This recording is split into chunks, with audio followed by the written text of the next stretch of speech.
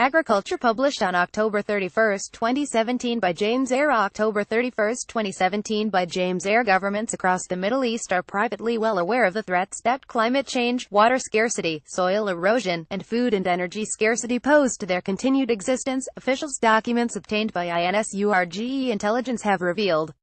Aquaculture solar power pilot project in Masdar City, Abu Dhabi, UAE. These problems compound to form a threat of unimaginable proportions, according to the documents in question from the Organization for Islamic Cooperation (OIC), the second largest intergovernmental body in the world after the United Nations, consisting of 57 member states spread across 4 continents.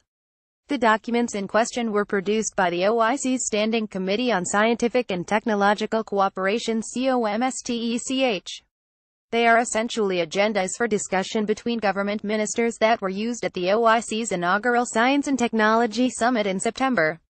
In a piece published by Nafiz Ahmed, it's noted that despite an awareness of these threats, the proposed measures to address this challenge remain poorly thought out and lacking in scientific rigor. Much more ambitious changes are needed if countries in the Middle East and North Africa are to avoid major ecological, energy, and economic crises. Tesla Model S in Abu Dhabi, UAE. What's particularly interesting here, though, is that while there's a version of the documents discussed above available on the website of the OIC, the ones obtained by INSURGE differ in a number of regards. Rather than praise and paraphrase Ahmed's excellent article, I'm just going to highlight a couple of particularly interesting sections here if you have the time. The full article is worth reading. However, INSURGE exclusively obtained an earlier draft version of the document, which differs in critical respects from the final published version. While both versions of the agenda acknowledge concerns over major food, water and energy challenges, the earlier draft version contains a number of strong statements, subsequently deleted, indicating how serious some of these issues are viewed internally by OIC governments. Noting that OIC member states are currently facing urgent food safety and security problems, the draft document states candidly most OIC member states are running out of usable land and water. The urgency of the matter calls for all measures to maximize outcomes from the least amount of water, as well as achieving universal and equitable access to safe drinking water. This paragraph was removed wholesale from the final version of the agenda, made public on the OIC website. The document notes that such intensifying scarcity of land and water, particularly for food production, is being exacerbated because the green revolution is essentially over and high growth rates in agriculture will not be sustained through current technology, practice, and attitudes alone. That is one surprisingly blunt statement.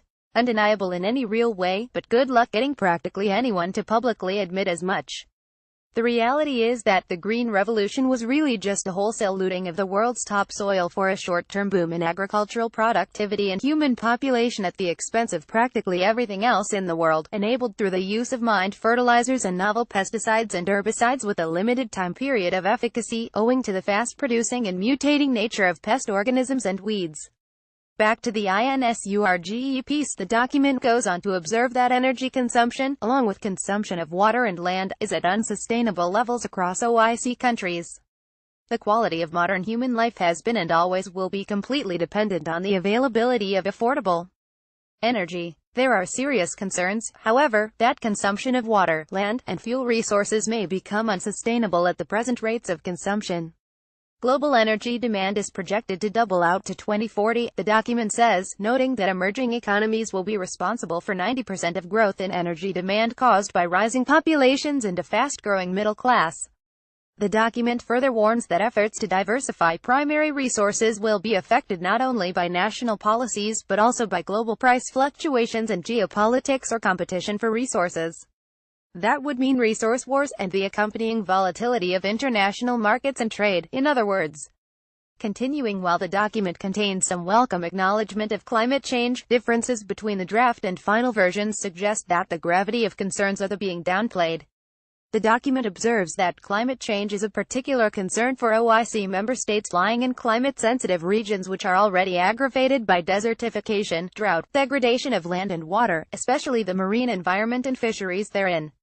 However, the following paragraph from the draft document, acknowledging the primary human responsibility for current climate change, was removed from the final version. Climate change and global warming is anthropogenic and may have been underestimated. We have only one planet as our habitat for the foreseeable future, and it is facing a crisis of unimaginable proportions. It's not too surprising that a statement like that, assigning the coming problems to human behavior, were removed, as that's par the course for much of the modern world, where the taking of responsibility is considered to be a sucker's game by most.